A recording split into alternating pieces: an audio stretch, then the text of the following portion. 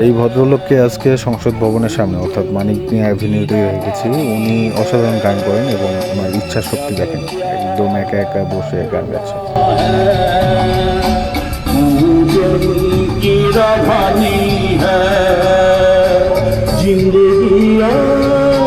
कुछ भी नहीं तेरी मेरी कहानी है या तो प्यार का नगमा है